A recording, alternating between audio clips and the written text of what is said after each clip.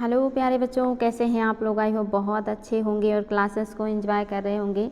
हम लोग आधुनिक भारत के इतिहास के प्रश्नों को सॉल्व कर रहे हैं और डेली आपके प्रश्न बहुत इंपॉर्टेंट रहते हैं और सारे प्रश्न आपके किसी न किसी आयोग के द्वारा पूछे हुए हैं। इसीलिए आप लोगों को डेली क्लास में उपस्थित रहना है और सभी प्रश्नों को बहुत ही गंभीरतापूर्वक सुनना है, उत्तर देना है और उसे याद करने का प्रयास करना है। साथ ही समय समय पर रिवीजन भी करते रहना है। चलिए शुरुआत करते हैं आज की क्लास की। और आज आपका पहला प्रश्न है, निम्नलिखित में से किस अधिनियम के अंतर्गत भारतीय विधान परिषद को बजट पर बहस करने की शक्ति प्राप्त हुई थी। ये आपका रिपीटेड प्रश्न है लेकिन बहुत इंपॉर्टेंट है। आयोग ने इसको कई बार पूछा है, इसीलिए आपको फिर से ये प्रश्न सॉल्व करने के लिए मिला है। पहला ऑप्शन है भारत परिषद अधिनियम 1861। दूसरा है आपका भारत परिषद अधिनियम, यहाँ पे होगा 1892। तीसरा है भारत परिषद अधिनियम 1909 और चौथा है भारत शासन अधिनियम 1919। आपको बताना है कि इनमें से किस अधिनियम के अंतर्गत भारतीय विधान परिषद को बजट पर बहस करने की शक्ति प्राप्त हुई थी। और ये आपके लिए काफ़ी इम्पॉर्टेंट है, तो आप लोग इसका उत्तर जानते भी होंगे क्योंकि ये मैं आपको पहले भी सॉल्व करवा चुकी हूँ।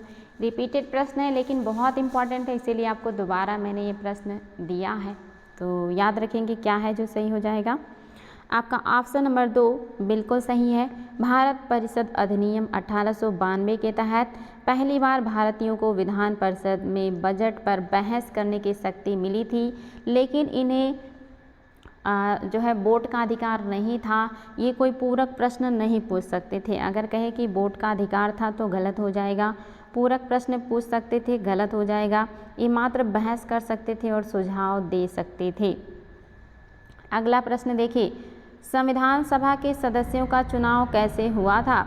संविधान सभा के सदस्यों का चुनाव कैसे हुआ था। पहला कह रहा है सीधे जनता द्वारा, दूसरा कह रहा है भारतीय राष्ट्रीय कांग्रेस के नामांकन द्वारा, तीसरा कह रहा है भारतीय राज्यों के शासकों से नामांकन द्वारा और चौथा कह रहा है प्रांतीय विधान सभा द्वारा। आपको बताना है संविधान सभा के सदस्यों का चुनाव कैसे हुआ था। ये भी रिपीटेड प्रश्न है, मैं करवा चुकी हूँ लेकिन इम्पॉर्टेंट है। क्या हो जाएगा आपके हिसाब से सही जवाब। भारतीय संविधान सभा के सदस्यों का चुनाव कैसे हुआ था, आपको ये बताना है। तो याद रखेंगे क्या सही है। आपका ऑप्शन नंबर 4 बिल्कुल सही है, प्रांतीय विधान सभाओं द्वारा। बिल्कुल सही बच्चा लोग, आप सभी को मैंने पहले भी सॉल्व कराया हुआ है। नेक्स्ट क्वेश्चन देखिए, निम्नलिखित में से कौन सा सही सुमेलित नहीं है। इसमें से कौन सा है जो सही सुमेलित नहीं है, और ये भी आपका बहुत ही ज़्यादा इंपॉर्टेंट प्रश्न है। पहला कह रहा है नियंत्रण परिषद की स्थापना पिट्स इंडिया एक्ट 1784 के तहत किया गया था। दूसरा कह रहा है सर्वोच्च न्यायालय की स्थापना नियामक अधिनियम 1773 द्वारा किया गया। तीसरा कह रहा है इंग्लिश मिशनरियों को भारत में कार्य करने की अनुमति चार्टर अधिनियम 1813 द्वारा प्राप्त हुआ था। चौथा कह रहा है गवर्नर जनरल की परिषद में कानूनी सदस्य की नियुक्ति चार्टर अधिनियम 1818 के द्वारा किया गया था। आपको बताना इसमें से कौन सा है जो सही सुमेलित नहीं है। और ये सारे अधिनियम और ये सारे इवेंट आपके लिए बहुत ज़्यादा इंपॉर्टेंट हैं, तो आप सभी को इसका उत्तर पता होना चाहिए कि कौन सा है जो सही सुमेलित नहीं है। ये भी रिपीटेड है, मैं पहले करवाई हूँ, आज आपका रिवीजन हो रहा है। तो जो सही नहीं है वो आपका ऑप्शन नंबर 4 एकदम से सही नहीं है, क्योंकि गवर्नर जनरल की परिषद में कानूनी सदस्य के रूप में जो नियुक्ति हुई थी वो 1833 के चार्टर के एक्ट के तहत हुई थी। और 1833 चार्टर एक्ट के तहत जो पहला कानूनी व्यक्ति गवर्नर जनरल के परिषद में शामिल हुआ था वो थे मैकाले। याद रखिएगा, ये बहुत ही इंपॉर्टेंट प्रश्न है और आप सभी को पता होना चाहिए। पहला बिल्कुल सही है, नियंत्रण परिषद की स्थापना जिसको पिट्स इंडिया एक्ट कहते हैं जो 1784 में आया है। और सर्वोच्च न्यायालय की स्थापना ये 1773 के रेगुलेटिंग एक्ट के तहत हुआ था, लेकिन हुआ कहाँ था, मतलब हुआ कब था, 1774 में हुआ था। कहाँ पे हुआ था, कोलकाता में हुआ था। और इसके जो पहले न्यायाधीश थे वो थे एलिजा एम्पे। जो मेन न्यायाधीश थे वो थे एलिजा एम्पे। एलिजा एम्पे इसके मेन न्यायाधीश थे। इसके अलावा कुछ और भी न्यायाधीश थे जिनमें एक थे चैम्बरलिन और एक आपके चैम्बरलिन थे, दूसरे हाइड थे, हाइड, चैम्बरलिन और एम्पे, और इसके अलावा ली भी थे। तो है हाइड, चैम्बरलिन, एम्पे और ली, ये सभी लोग उस समय न्यायालय के न्यायाधीश थे, लेकिन जो मेन न्यायाधीश थे वो एलिजा एम्पे थे। ये क्वेश्चन भी कई बार आया हुआ है, याद रखिएगा। एलिजा एम्पे और वारेन हेस्टिंग की दोस्ती भी थी और इन दोनों ने मिल करके नंद नामक व्यक्ति को फांसी की सज़ा भी दिलाई थी या दिया था। अगला क्वेश्चन देखिए, निम्नलिखित में से किस अधिनियम में कोलकाता में सर्वोच्च न्यायालय की स्थापना का प्रावधान किया गया था? ये तो हमें अभी आपको बता ही दिया है। पहला कह रहा है रेगुलेटिंग एक्ट 1773, दूसरा कह रहा है पिट्स इंडिया एक्ट 1784, तीसरा कह रहा है चार्टर एक्ट 1813 और चौथा कह रहा है चार्टर एक्ट 1833। आपके हिसाब से कौन सा है जो सही हो जाएगा? किस अधिनियम के तहत कोलकाता में सर्वोच्च न्यायालय की स्थापना की गई थी? आप सभी को पता है कि रेगुलेटिंग एक्ट 1773 के तहत 1774 में सर्वोच्च न्यायालय की स्थापना कोलकाता में किया गया है और इसके जो मुख्य न्यायाधीश हैं वो हैं आपके एलिजा एम्पे हैं। इसके अलावा 3 अन्य न्यायाधीश थे, चैम्बरलिन और आपके जो है हाइड। ये सारी चीज़ें याद रखिएगा। नेक्स्ट देखिए, केंद्र में द्वैध शासन किस अधिनियम के अंतर्गत स्थापित किया गया था? ये सारे प्रश्न मैंने लगभग आपको करा ही दिया है, सब रिपीटेड क्वेश्चन हैं और आप लोगों को गलत नहीं करना है क्योंकि आयोग ने इसको कई बार पूछा हुआ है। केंद्र में द्वैध शासन किस अधिनियम के अंतर्गत स्थापित किया गया था? पहला कह रहा है भारत शासन अधिनियम 1919, दूसरा कह रहा है भारत शासन अधिनियम पहला कह रहा है 1909, दूसरे में कह रहा है 1919, तीसरे में कह रहा है 1935 और चौथे में कह रहा है 1947। आपके सामने महत्वपूर्ण अधिनियम दिए हुए हैं भारत सरकार के और आपको बताना है इसमें से कौन से अधिनियम के तहत द्वैध शासन की व्यवस्था किया गया है केंद्र में। केंद्र में बताना है बच्चा लोग, प्रांत में नहीं बताना है। आपके प्रांत में भी द्वैध शासन की व्यवस्था हुई थी, वो भी आप सभी को मैंने पढ़ाया है।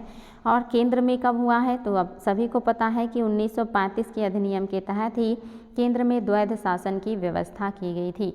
द्वैध शासन मतलब शक्तियाँ 2 लोगों के हाथ में होती है, 2 लोग प्रशासन में योगदान देते हैं, इसी को द्वैध शासन भी कहते हैं और इसी को जो है डाइआर्की भी कहते हैं। और डाइआर्की का जो सिद्धांत है ये कहाँ से आया है तो लियो कार्टियस एक व्यक्ति हैं, उन्होंने इसको अपनी किताब में लिखा था डाइआर्की और इन्हीं की प्रतिपादन है डाइआर्की या द्वैध शासन, इन्होंने ही प्रतिपादित किया है और इसी से प्रभावित होकर द्वैध शासन आपने देखा था बंगाल में भी अपनाया गया था जब क्लायु थे और फिर अधिनियम में भी अपनाया गया 1919 में प्रांतों में और 1935 में केंद्र में। अगला क्वेश्चन देखिए आपका काफ़ी इम्पॉर्टेंट है, कह रहा है कैबिनेट मिशन योजना के अंतर्गत संविधान निर्मात्री परिषद में प्रत्येक प्रांत को आवंटित सदस्य संख्या निर्धारित करने के लिए एक प्रतिनिधि कितने जनसंख्या के अनुपात में था? आपको बताना है कैबिनेट मिशन योजना के अंतर्गत संविधान निर्मात्री परिषद में प्रत्येक प्रांत को आवंटित सदस्य संख्या निर्धारित करने के लिए एक प्रतिनिधि कितनी जनसंख्या के अनुपात में था? पहला कह रहा है आपका 8 लाख, दूसरा कह रहा है आपका 10 लाख, तीसरा कह रहा है आपका 12 लाख और चौथा कह रहा है आपका 15 लाख। काफ़ी आसान है लेकिन आयोग ने इसको कई बार पूछा हुआ है। अगर आपने इसको ध्यान दिया होगा तो बहुत आसानी से बता सकते हैं कि आपका क्या है जो कि सही हो जाएगा। तो जो सत्य है वह है ऑप्शन नंबर 2, यानी कि 10 लाख व्यक्तियों पर एक प्रतिनिधि जो है वो प्रतिनिधित्व करेगा और उसको जो है परिषद में शामिल होने का मौका मिलेगा। 10 लाख लोगों के प्रतिनिधि के रूप में एक व्यक्ति शामिल होगा। अगला प्रश्न है, एक निर्वाचित संविधान सभा द्वारा सर्वप्रथम भारत के संविधान का निर्माण करने का प्रस्ताव किया गया था। एक निर्वाचित संविधान सभा द्वारा सर्वप्रथम भारत के संविधान का निर्माण करने का प्रस्ताव किया गया था। पहला कह रहा है साइमन कमीशन द्वारा, दूसरा कह रहा है भारत सरकार अधिनियम 1935 द्वारा, तीसरा कह रहा है क्रिप्स मिशन द्वारा और चौथा कह रहा है ब्रिटिश कैबिनेट डेलीगेशन द्वारा। आपको बताना है कि एक निर्वाचित संविधान सभा द्वारा सर्वप्रथम भारत के संविधान का निर्माण करने का प्रस्ताव किसने दिया था? और ये भी आपके लिए काफ़ी इम्पॉर्टेंट है और आप सभी को इसका उत्तर पता होना चाहिए। आपके हिसाब से क्या है जो सही हो जाएगा? तो याद रखेंगे क्या सत्य है, आपका ऑप्शन नंबर 3 सही है। कैबिनेट मिशन ने ही सबसे पहली बार संविधान निर्माण करने का प्रस्ताव रखा था एक निर्वाचित संविधान सभा द्वारा। हालांकि इसको भारतीयों ने अस्वीकार कर दिया था, क्योंकि इन्होंने जितनी भी बातें कही थी वो सब द्वितीय विश्व युद्ध के समाप्ति के बाद देने के बाद की थी, इसलिए इसको एक्सेप्ट नहीं किया था भारतीयों ने। इसलिए आपका ऑप्शन नंबर 3 बिल्कुल सही है। अगला देखिए, भारत के उपनिवेश शासन के संदर्भ में 1883 में इल्बर्ट बिल का उद्देश्य क्या था। आप सभी को पता है कि 1883 ईस्वी में इल्बर्ट बिल विवाद आया था और ये विवाद काफ़ी फेमस है और मैक्सिमम या कहीं सभी बच्चों को पता होता है कि इल्बर्ट बिल विवाद क्या था। रिपन के टाइम पीरियड में ये विवाद आया हुआ है और ये घटना आपका 1883 का है। तो आपको बताना है कि जो इल्बर्ट बिल विवाद 1883 में आया था, इसका विषय वस्तु क्या था। पहला कह रहा है ये जहाँ तक अदालतों के दांडिक अधिकारिता का संबंध था, भारतीय तथा यूरोपीय लोगों को बराबर पर रखना। दूसरा कह रहा है देसी प्रेस की स्वतंत्रता पर कड़ा अंकुश लगाना, क्योंकि उसे उपनिवेश शासकों का विरोधी समझा जाता था। तीसरा कह रहा है प्रशासनिक सेवा परीक्षाएं भारत में करवाना, ताकि देसी भारतीयों को उसमें बैठने के लिए प्रोत्साहित किया जा सके। चौथा कह रहा है शस्त्र एक्ट में संशोधन कर देसी भारतीयों को शस्त्र रखने की अनुमति देना। तो सभी को पता है, बहुत आसान है कि आपका ऑप्शन नंबर 1 बिल्कुल सही है। इल्बर्ट बिल विवाद से जहाँ तक अदालतों के दांडिक अधिकारिता का संबंध था, भारतीय तथा यूरोपीय लोगों को बराबरी पर रखना था, इसी को इल्बर्ट बिल विवाद कहा गया है। और ये आया है रिपन के टाइम पीरियड में। रिपन के टाइम पीरियड में 1883 में इल्बर्ट बिल विवाद हुआ था, जिसमें कहा गया था कि भारतीय न्यायाधीश भी ब्रिटिश के मुकदमे सुन सकते हैं, यानी कि ब्रिटिश अंग्रेज जो हैं न्यायाधीश वो भारतीयों का मुकदमा सुन सकते हैं, तो भारतीय न्यायाधीश भी ब्रिटिशों का मुकदमा सुन सकते हैं। दोनों न्यायाधीशों को बराबर का अधिकार दे दिया गया था। इसी का विरोध अंग्रेज़ों ने किया था और ये बिल जो है पास नहीं हो पाया, इसको वापस लेना पड़ा या रद्द हो गया। इसी को कहा गया इल्बर्ट बिल विवाद। अगला क्वेश्चन देखिए, राष्ट्रपति के अध्यादेश निर्गत करने की शक्ति प्रेरित है। राष्ट्रपति के अध्यादेश निर्गत करने की जो शक्ति है वो कौन से अधिनियम से प्रेरित है, आपको ये बताना है। रिपीटेड प्रश्न है, पहले भी सॉल्व कराई हूँ, लेकिन बहुत इंपॉर्टेंट है। पहला कह रहा है भारत शासन सरकार अधिनियम 1919 द्वारा। दूसरा कह रहा है भारत सरकार अधिनियम 1935 द्वारा। तीसरा कह रहा है भारत सरकार अधिनियम 1914 द्वारा। और चौथा कह रहा है भारत सरकार अधिनियम 1947 द्वारा। आपके हिसाब से क्या है जो सही हो जाएगा। राष्ट्रपति के अध्यादेश निर्गत करने की शक्ति किससे प्रेरित थी। बहुत ही इंपॉर्टेंट प्रश्न है और आप सभी को इसका उत्तर पता होना चाहिए और याद रखेंगे क्या है जो सत्य हो जाएगा। आपका जो ऑप्शन नंबर 2 है ये बिल्कुल सही है, जो आपका भारत शासन अधिनियम 1935 है। आप सभी को पता होगा हमारे संविधान के लगभग 200 अनुच्छेद इसी अधिनियम से प्रेरित हैं। इस अधिनियम से हमने बहुत सारे अनुच्छेद अपने संविधान में एज इट इज़ लिए हैं, जिसमें से जो राष्ट्रपति के द्वारा अध्यादेश जारी किया जाता है वो भी इसी से है।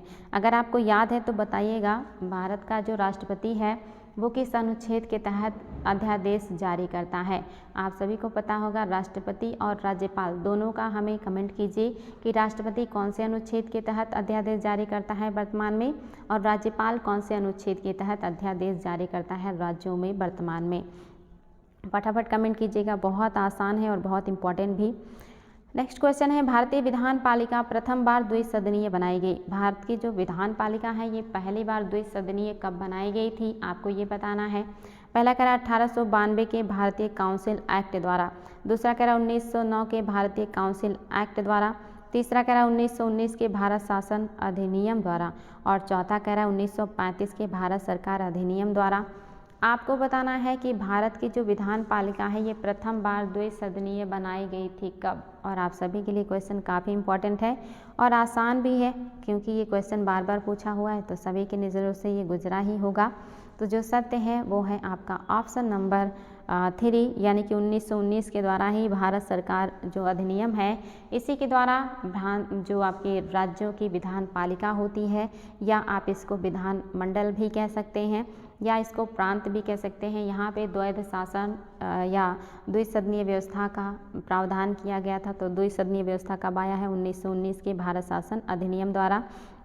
राष्ट्रपति आपका जो अध्यादेश जारी करता है वो क्या है, 1, 2, 3, यानी कि आपका 123 के तहत, और राज्यपाल जो करता है वो 213 यानी कि 213 के तहत। तो ये आपका राष्ट्रपति द्वारा अध्यादेश जारी किया जाता है अनुच्छेद 123 द्वारा, राज्यपाल जो जारी करता है 213 द्वारा। आप लोगों को मतलब जो है थोड़ा बहुत चीज़ें याद हैं, बहुत अच्छी बात है। 1919 के भारत शासन अधिनियम के संबंध में कौन सा कथन सही है? आपको बताना है 1919 के भारत शासन अधिनियम के संबंध में कौन सा कथन है जो सही है। पहला कह रहा है प्रांतों की कार्यपालिक या कार्यकारिणी सरकार में द्वैध शासन की व्यवस्था। दूसरा कह रहा है केंद्र द्वारा प्रांतों को विधायिकी का हस्तांतरण। तीसरा कह रहा है दोनों, और चौथा कह रहा है कोई नहीं। आपके हिसाब से क्या है जो सही हो जाएगा? 1919 के भारत शासन अधिनियम के निम्नलिखित में से कौन सी प्रमुख विशेषता या विशेषताएं हैं? आपके सामने ऑप्शन है और आपको उत्तर देना है। 1919 के भारत शासन अधिनियम के संबंध में कौन सा कथन है जो सही हो जाएगा? और ये भी बहुत इंपॉर्टेंट है और बहुत आसान भी है, आप सभी को पता होगा कि जो सत्य है वो कौन सा है जो सही हो जाएगा। तो याद रखेंगे बच्चा लोग, जो सत्य है वो है आपका ऑप्शन नंबर 3, यानी कि आपका प्रांतों की कार्यकारिणी सरकार में द्वैध शासन की व्यवस्था और केंद्र द्वारा प्रांतों को विधायी शक्तियों का हस्तांतरण। ये दोनों बातें बिल्कुल सही हैं, वेरी वेरी इंपॉर्टेंट तथ्य हैं, याद रखिएगा इसको। 1919 के अधिनियम को और किस नाम से जानते हैं? अगर याद है तो कमेंट कीजिएगा। 1919 के अधिनियम को और किस नाम से जानते हैं? कह रहा है भारत परिषद की समाप्ति किसके द्वारा किया गया था? भारत परिषद की समाप्ति किसके द्वारा किया गया? पहला कह रहा 1919 का अधिनियम, दूसरा कह रहा पहला कह रहा 1909 का अधिनियम, दूसरा कह रहा 1919 का अधिनियम, तीसरा कह रहा 1947 का अधिनियम और चौथा कह रहा 1935 का अधिनियम। आपको बताना है भारत परिषद की समाप्ति किस अधिनियम के द्वारा किया गया था। और ये भी आपके लिए काफ़ी इंपॉर्टेंट प्रश्न है, देखते हैं आप लोग क्या जवाब देने वाले हैं इसका। तो याद रखेंगे क्या है जो सही हो जाएगा। आपका ऑप्शन नंबर 4 बिल्कुल सही है। 1935 के अधिनियम के द्वारा भारत परिषद को समाप्त कर दिया गया था। और आपका 1919 के अधिनियम को मॉन्टेग्यू चेम्सफोर्ड सुधार कहते हैं। मॉन्टेग्यू चेम्सफोर्ड सुधार, मॉन्टेग्यू चेम्सफोर्ड सुधार भी कहते हैं, बिल्कुल ये आपका एकदम सही हो जाएगा। भारत के संविधान का प्रारूप तैयार करने वाले संविधान सभा के सदस्यों को ब्रिटिश संसद द्वारा नामित किया गया। किस आधार पर कह रहा है कि भारत के संविधान का प्रारूप तैयार करने वाले संविधान सभा के सदस्यों को कैसे नामित किया गया था?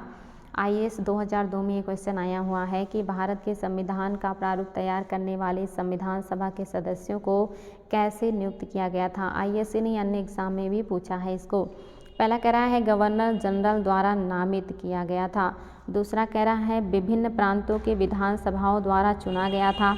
तीसरा कह रहा है भारतीय राष्ट्रीय कांग्रेस और मुस्लिम लीग द्वारा चुना गया था। और चौथा कह रहा है ब्रिटिश संसद द्वारा नामित किया गया था। आपके सामने 4 ऑप्शन है और आपको बताना है इसमें से कौन सा है जो सही हो जाएगा। भारत के संविधान का प्रारूप तैयार करने वाले संविधान सभा के सदस्यों को कैसे चुना गया था, वेरी वेरी इंपॉर्टेंट, और आप सभी को इसका उत्तर पता है कि क्या है जो आपका सही है। तो क्या सत्य बच्चा लोग? ऑप्शन नंबर आपका जो 3 है, यानी कि आपका जो सही है वो है विभिन्न प्रांतों के विधान सभाओं द्वारा चुना गया था। ऑप्शन नंबर 2 एकदम से सही है, विभिन्न प्रांतों के विधान सभाओं के द्वारा चुना गया था, इसलिए आपका ऑप्शन नंबर 2 एकदम से करेक्ट हो जाएगा। विभिन्न प्रांतों के विधान सभाओं के द्वारा चुना गया था। किस अधिनियम में भारतवासियों को अपने देश के प्रशासन में कुछ हिस्सा लेना संभव बनाया? इसमें से कौन सा अधिनियम है जिसने भारतवासियों को अपने देश के प्रशासन में कुछ हिस्सा लेना संभव बनाया है? इसको गलत नहीं करेंगे क्योंकि रिपीटेड प्रश्न है, मैं करवा चुकी हूँ। पहला कह रहा है चार्टर एक्ट 1833, दूसरा कह रहा है चार्टर एक्ट 1813, तीसरा कह रहा है गवर्नमेंट ऑफ इंडिया एक्ट 1858 और चौथा कह रहा है इंडियन काउंसिल एक्ट 1861। तो इसका उत्तर आप सभी को पता होगा कि क्या है जो आपका सत्य हो जाएगा। कौन सा अधिनियम है जिसने भारतवासियों को अपने देश के प्रशासन में कुछ हिस्सा लेना संभव बनाया था? वो आप सभी को पता है कि 1813 का चार्टर एक्ट है, जिसमें पहली बार कहा गया कि जो भारतवासी हैं उनके साथ जो है जाति, धर्म, लिंग, रंग और स्थान जाति, धर्म, लिंग और स्थान के आधार पर भेदभाव नहीं किया जाएगा। ये पहली बार किस में कहा गया? 1833 के चार्टर अधिनियम में कहा गया। और आप सभी को अगर याद है तो कमेंट कीजिएगा कि बंगाल के गवर्नर जनरल को जो है भारत का गवर्नर जनरल किस एक्ट के द्वारा बनाया गया था। अगर याद है तो कमेंट कीजिएगा कौन सा एक्ट था आप लोगों का। तो अगर याद है तो बहुत अच्छी बात है। आपका जो 1833 का चार्टर एक्ट है, इसी के तहत बंगाल के गवर्नर को भारत का गवर्नर जनरल बना दिया गया था। बंगाल का गवर्नर भारत का गवर्नर जनरल बन गया था। और अगर पूछे बंगाल का गवर्नर जनरल किससे बना था, तो 1773 के रेगुलेटिंग एक्ट के तहत बंगाल के गवर्नर को बंगाल का गवर्नर जनरल बना दिया गया था। और पूछिए भारत का वायसराय किसके तहत बनाया गया था, तो 1858 की महारानी के घोषणा पत्र के द्वारा भारत के गवर्नर जनरल को भारत का वायसराय बना दिया गया था। अगला क्वेश्चन देखिए, स्वतंत्र भारत की संविधान सभा के अध्यक्ष कौन थे? स्वतंत्र भारत की संविधान सभा के अध्यक्ष कौन थे? पहला कह रहा है डॉक्टर भीमराव अंबेडकर, दूसरा कह रहा है डॉक्टर राजेंद्र प्रसाद, तीसरा कह रहा है सी राजगोपालाचारी, चौथा कह रहा है के.एम. मुंशी। बताएंगे स्वतंत्र भारत की संविधान सभा के अध्यक्ष कौन थे, आपको ये बताना है। और ये भी आपके लिए काफ़ी महत्वपूर्ण प्रश्न है। क्या आपके हिसाब से उत्तर हो जाएगा बच्चा लोग? बहुत इंपॉर्टेंट है और निश्चित ही आप सभी को पता होगा कि क्या है जो सही हो जाएगा कि स्वतंत्र भारत की संविधान सभा के अध्यक्ष कौन थे, तो आपके राजेंद्र प्रसाद ही अध्यक्ष थे। हालांकि ये अस्थाई अध्यक्ष हैं। अगर अस्थाई अध्यक्ष से पूछ लेता तब क्या हो जाता? अगर आपको याद है कि अस्थाई अध्यक्ष कौन थे तो फटाफट कमेंट कीजिएगा। भारत के स्वतंत्र संविधान सभा के अस्थाई अध्यक्ष कौन थे? स्वतंत्र भारत की संविधान सभा के अध्यक्ष और अंतरिम सरकार में अस्थाई अध्यक्ष कौन थे? याद रखिएगा, अंतरिम सरकार में संविधान सभा के अस्थाई अध्यक्ष कौन थे? अगर याद है तो बताइएगा। सच्चिदानंद सिन्हा, बिल्कुल। नेक्स्ट देखिए, 1946 में निर्मित अंतरिम सरकार में कार्यपालक परिषद के उपसभापति कौन थे? आपको बताना है जो 1946 में निर्मित अंतरिम सरकार था, इसके कार्यपालक परिषद के उपसभापति कौन थे? पहला कह रहा है राजेंद्र प्रसाद जवाहरलाल नेहरू, दूसरा कह रहा है राधा कृष्णन, तीसरा कह रहा है राजगोपालाचारी और चौथा कह रहा है राजेंद्र प्रसाद। आपको बताना है अंतरिम जो सरकार बना था 1946 में, इसमें उपसभापति किसे बनाया गया था? उपसभापति का नाम बताना है आपको और ये भी आपके लिए काफ़ी इम्पॉर्टेंट है। यानी कि उपसभापति यानी कि कार्यपालक परिषद का उपसभापति कौन बनाए गए थे? चलो फटाफट उत्तर दीजिएगा, इम्पॉर्टेंट प्रश्न है। और याद रखेंगे कौन हो जाएंगे? जवाहरलाल नेहरू। आपका ऑप्शन नंबर फर्स्ट एकदम करेक्ट है। जवाहरलाल नेहरू को ही संविधान सभा जो 1946 में अंतरिम सरकार द्वारा बनाई गई थी, इसके कार्यपालक परिषद के उपसभापति थे ये। और इसी अंतरिम सरकार के जो अस्थायी अध्यक्ष थे वो थे आपके, मैंने अभी बताया, सच्चिदानंद सिन्हा। और अस्थायी अध्यक्ष जो थे वो कौन हो जाएंगे? आप सभी को पता है, आ भी गया। देखिए संविधान सभा के चुने हुए अस्थायी अध्यक्ष कौन थे? अब दोनों ऑप्शन आपके सामने हैं। आपके पहला है B.R. अम्बेडकर, दूसरा है डॉक्टर सच्चिदानंद सिन्हा, तीसरा है राजेंद्र प्रसाद और चौथा है राधा कृष्णन। आपको बताना इसमें से कौन है जो संविधान सभा के अस्थायी अध्यक्ष थे। और आप सभी को पता है क्योंकि ये मैंने अभी अभी आपको बताया है कि अस्थायी अध्यक्ष कौन थे और अस्थायी अध्यक्ष कौन थे। तो अस्थायी अध्यक्ष आप सभी को क्लियर हो गया है कौन थे? सच्चिदानंद सिन्हा थे, जो कि 9 दिसंबर को 1946 में बने थे, 1946। और जो अस्थायी अध्यक्ष यहाँ पे पूछा है तो अस्थायी अध्यक्ष आपके कौन हो जाएंगे? राजेंद्र प्रसाद, और ये बने थे 11 दिसंबर 1946 को। ये अस्थाई हैं और जो ये सच्चिदानंद सिन्हा ये अस्थाई हैं। दोनों पूछा है कि 9 दिसंबर को कौन बना था या पहला अध्यक्ष कौन था? सच्चिदानंद सिन्हा। 11 दिसंबर को कौन बना था और अस्थाई अध्यक्ष कौन था? राजेंद्र प्रसाद। दोनों बातें याद रखिएगा, बहुत इंपॉर्टेंट है। अखिल भारतीय महासंघ स्थापित करने का प्रावधान शामिल किया गया था। कौन से अधिनियम में शामिल किया गया था कि अखिल भारतीय महासभा की स्थापना की जाएगी? आपके सामने ऑप्शन है और आपको ऑप्शन की सहायता से उत्तर देना है। अखिल भारतीय महासभा की स्थापना की बात किस अधिनियम में किया गया था?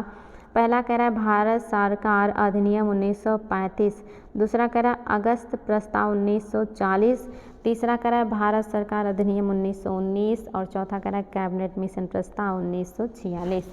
बताएंगे बच्चा लोग क्या है जो सही हो जाएगा आपका?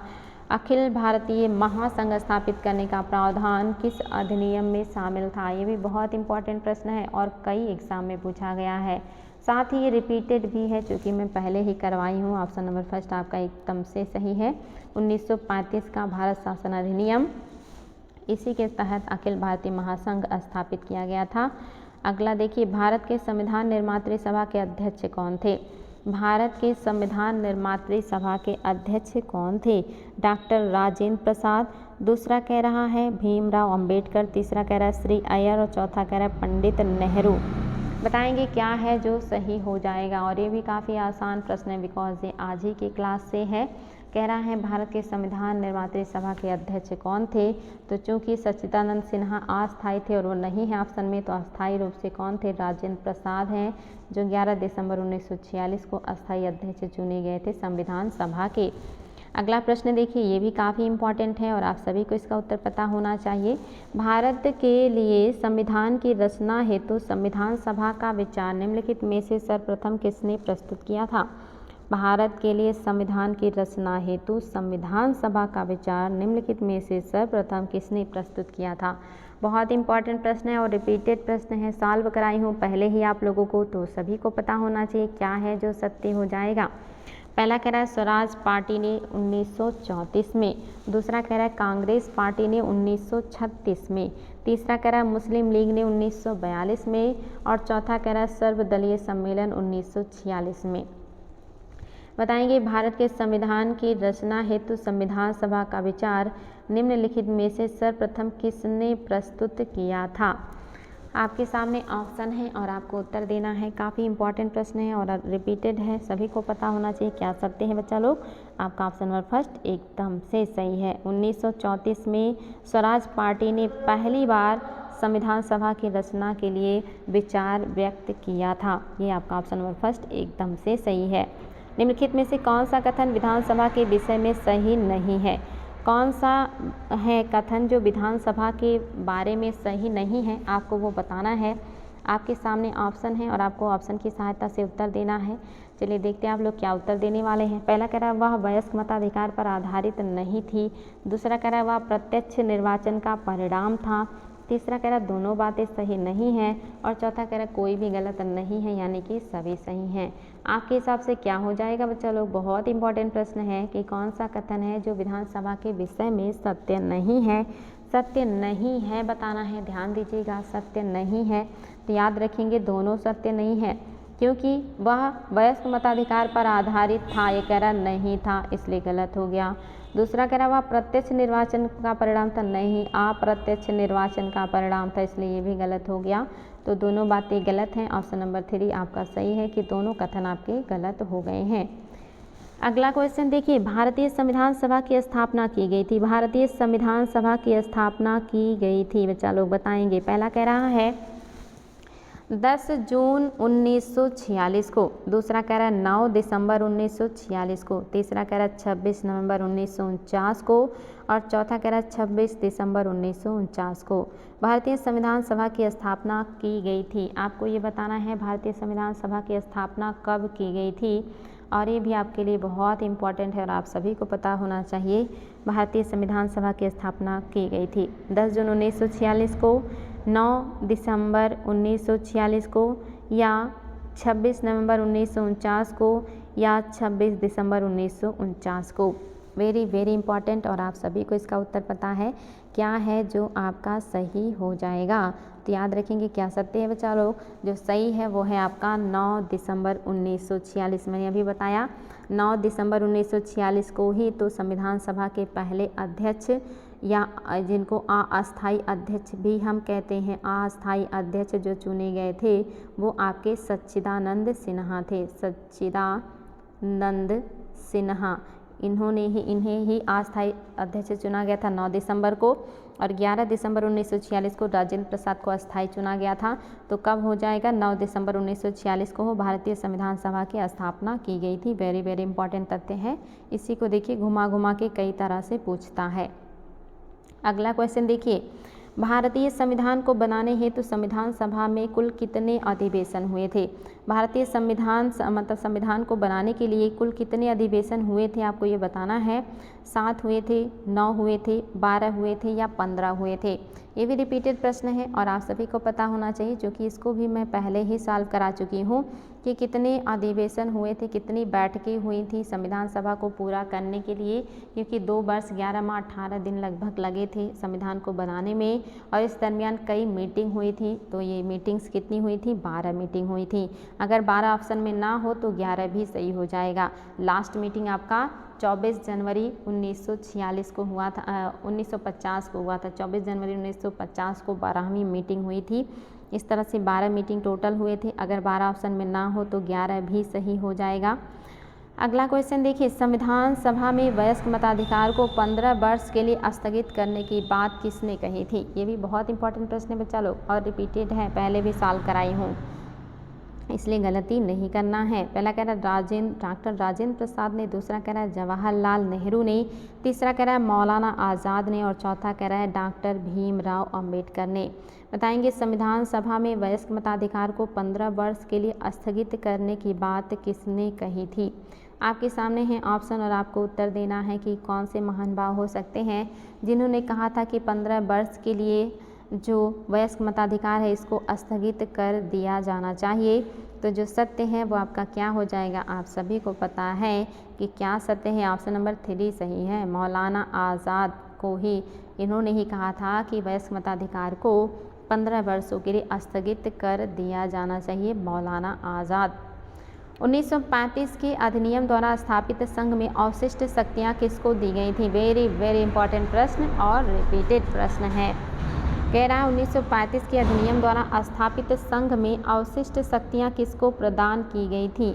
संघीय विधान पालिका को, दूसरा कह रहा है प्रांतीय विधान मंडल को, तीसरा कह रहा है गवर्नर जनरल को और चौथा कह रहा है प्रांतीय गवर्नर को। आपके हिसाब से क्या है जो सही हो जाएगा? फटाफट जवाब दीजिएगा। बहुत इंपॉर्टेंट प्रश्न है और आप सभी को इसका उत्तर पता होना चाहिए कि 1935 की अधिनियम द्वारा स्थापित संघ में अवशिष्ट शक्तियाँ किसको दी गई थी? तो जो सही हो जाएगा, आप सभी को पता है कि गवर्नर जनरल को अवशिष्ट शक्तियाँ दी गई थी 1935 के अधिनियम में और ये आयोग ने कई बार पूछा हुआ है। निम्नलिखित में से संविधान सभा की संघ संविधान समिति का अध्यक्ष कौन था? कौन है जो संविधान सभा की संघ संविधान समिति के अध्यक्ष हैं? आपको उनका नाम बताना है। आपके सामने है ऑप्शन। पहला ऑप्शन है बी आर अम्बेडकर, दूसरा है जे बी कृपलानी, तीसरा है जवाहरलाल नेहरू और चौथा है अल्लादी कृष्णा स्वामी अय्यर। आपको बताना है कि इसमें से कौन है जिन्होंने संविधान सभा की संघ संविधान समिति का अध्यक्षता किया था। आपके हिसाब से क्या है जो सही हो जाएगा? आपके लिए भी काफ़ी इम्पॉर्टेंट है और आप सभी को उत्तर देना है और याद रखेंगे क्या है जो सही हो जाएगा। तो सभी को पता है कि जो आपके जवाहरलाल नेहरू हैं यही संघीय संविधान समिति के अध्यक्ष थे। अगर प्रांत का पूछता तो फिर आपके जवाहरलाल नेहरू हो जाते। याद रखिएगा, प्रांत के जवाहरलाल नेहरू कह रहे हैं, आपके पटेल हो जाते, प्रांतों के पटेल थे। अगला देखिए, 1935 के अधिनियम के तहत कराए गए विधानसभा चुनाव में किस राज्य में कांग्रेस ने पूर्ण बहुमत नहीं प्राप्त की थी? 1935 के अधिनियम के तहत कराए गए विधानसभा चुनाव में किस राज्य में कांग्रेस ने पूर्ण बहुमत नहीं प्राप्त की? पहला कह रहा है मद्रास, दूसरा कह रहा है बिहार, तीसरा कह रहा है उड़ीसा और चौथा कह रहा है बंगाल। इम्पॉर्टेंट प्रश्न है और पहले भी आप लोग इसको सॉल्व कर चुके हैं, तो गलत करने का तो कोई चांस नहीं है। देखते हैं आप लोग क्या उत्तर देने वाले हैं इसका। तो क्या सत्य हो जाएगा? कहाँ पे कांग्रेस को पूर्ण बहुमत नहीं मिली थी? तो जो ऑप्शन नंबर आपका 4 है बंगाल, यहाँ पे इनको पूर्ण बहुमत नहीं मिली थी। बाकी उड़ीसा, बिहार और इन क्षेत्रों में इन्होंने अपनी सरकार को बनाया था, लेकिन बंगाल में इनको पूर्ण बहुमत प्राप्त नहीं हुआ था। अगला क्वेश्चन देखिए बच्चा लोग, किस कानून के तहत वायसराय को अपनी कार्यकारिणी के सदस्यों की संख्या में वृद्धि करने का अधिकार दिया गया? कौन से कानून के द्वारा वायसराय को ये अधिकार दिया गया कि वो अपने कार्यकारिणी के जो परिषद है इसमें सदस्यों की संख्या को बढ़ा सकता है। आपके सामने ऑप्शन है और आपको देना है जवाब। पहला 1861 का अधिनियम, दूसरा 1892 के अधिनियम के तहत, तीसरा करा 1909 के अधिनियम के तहत और चौथा करा 1919 के अधिनियम के तहत गवर्नर जनरल को या वायसराय को यह अधिकार दिया गया कि वो अपने कार्यकारिणी में सदस्यों की संख्या को बढ़ा सकता है। तो आपका जो सही है वो है आपका ऑप्शन नंबर फर्स्ट। 1861 के अधिनियम के तहत वायसराय को ये पावर दिया गया था। निम्नलिखित में से कौन सा कथन है जो भारत शासन अधिनियम 1935 में स्वीकार किया हुआ महत्वपूर्ण और अस्थायी अवयव नहीं था? इनमें से कौन सी चीज़ है जो 1935 से हमने बहुत सारी चीज़ें ली हैं। मैंने आप ही को बताया आज ही कि 200 से प्लस अनुच्छेद या 200 अनुच्छेद हमने यहाँ से लिया है, लेकिन हमने यहाँ से क्या जो नहीं लिया है आपको बताना है, या कौन सी चीज़ है जो एक महत्वपूर्ण अस्थायी अवयव नहीं है। पहला कह रहा देश के लिए लिखित संविधान, दूसरा कह रहा विधानमंडल के लिए निर्वाचित एवं जवाबदेह प्रतिनिधि, तीसरा कह रहा एक संघ की योजना पर विचार और चौथा कह रहा विधानमंडल के लिए सरकारी सदस्यों का समवाचित किया जाना। आपके हिसाब से क्या है जो सही हो जाएगा? और ये भी आपके लिए इम्पॉर्टेंट है और रिपीटेड भी है, मैंने इसको पहले भी सॉल्व कराया हुआ है। आपका पहला सही नहीं है। देश के लिए लिखित संविधान ये यहाँ से प्रेरित नहीं है, इसलिए आपका ऑप्शन नंबर फर्स्ट सत्य नहीं है। नेक्स्ट कह रहा है भारत का संविधान पूर्ण रूप से तैयार हुआ था। भारत का संविधान पूर्ण रूप से कब तैयार हुआ था? 26 जनवरी 1950 को, 26 नवंबर 1949 को, या 11 फरवरी 1948 को, या कोई नहीं। आपके सामने हैं ऑप्शन और आपको देना है जवाब कि भारत का जो संविधान है ये पूर्णतया बनकर कब तैयार हुआ। इसको बनने में 2 वर्ष 11 माह 18 दिन लगे थे और ये बनकर कब तैयार हो रहा है बच्चा लोग? तो क्या सही हो जाएगा? सभी को पता है कि क्या है जो सत्य हो जाएगा, तो निश्चित ही इसमें तो कोई दिक्कत नहीं है आप लोगों को। जो पूरी तरह से बन करके तैयार हुआ है वो है आपका ऑप्शन नंबर 2, यानी कि 26 नवंबर 1949 को पूरी तरह से बन करके लागू हो गया था, लेकिन हमने इस दिन इसको लागू मतलब जो है बन करके तैयार हो गया था लेकिन लागू नहीं किया था, क्योंकि हमने टारगेट क्या रखा था कि हम लोग हर वर्ष 26 जनवरी को स्वतंत्रता दिवस के रूप में मनाएंगे, यानी कि गणतंत्र दिवस के रूप में मनाएंगे। और गणतंत्र दिवस मनाने की जो बात की गई थी या स्वतंत्रता दिवस मनाने की जो बात की गई थी उसी की वजह से इसको जो है 26 नवंबर को बनने के बावजूद भी इसके कुछ प्रावधानों को ही लागू किया गया, सारे प्रावधान को लागू नहीं किया गया था। हालांकि बनकर कब तैयार हुआ है? 26 नवंबर 1949 को। अगला क्वेश्चन भी आ गया आपके सामने, भारतीय संविधान को कब लागू किया गया था? भारतीय संविधान कब लागू हुआ है? तो बन करके तो तैयार हो गया था 26 दिसंबर 1900 जो है आपका 26 नवंबर 1949 को ही हो गया था, नवंबर होगा यहाँ पे, 26 नवंबर 1949 को ही बन के तैयार हो गया था। लेकिन हमने क्यों नहीं लागू किया था? क्योंकि 26 जनवरी को हमने स्वतंत्रता दिवस के रूप में मनाने की बात करी थी और इसीलिए इस 26 जनवरी 1950 को इसको लागू किया गया। तब से हम 26 जनवरी को गणतंत्र दिवस के रूप में मनाते हैं। तो आपका पहला बिल्कुल सही है, 26 जनवरी 1950। नेक्स्ट कह रहा है विधानसभा के प्रमुख संविधान की प्रस्तावना का प्रस्ताव किसने रखा? आपको बताना है विधानसभा के सम्मुख, यहाँ पे होना चाहिए था सम्मुख, तो इसलिए आपका ये गलत हो गया है। यहाँ पे प्रमुख नहीं होगा बल्कि सम्मुख होगा। कह रहा है कि विधानसभा के सम्मुख संविधान की प्रस्तावना का प्रस्ताव किसने रखा? जवाहरलाल नेहरू ने, डॉक्टर अंबेडकर ने, महात्मा गांधी ने, या BN राव ने? क्या है जो सही हो जाएगा? विधानसभा के सम्मुख संविधान की प्रस्तावना का प्रस्ताव किसने रखा था? तो सभी को पता है कि प्रस्तावना का प्रस्ताव कौन रखेंगे, इसमें तो कोई दम नहीं है, तो बहुत आसानी से सभी लोग इसका उत्तर दे सकते हैं।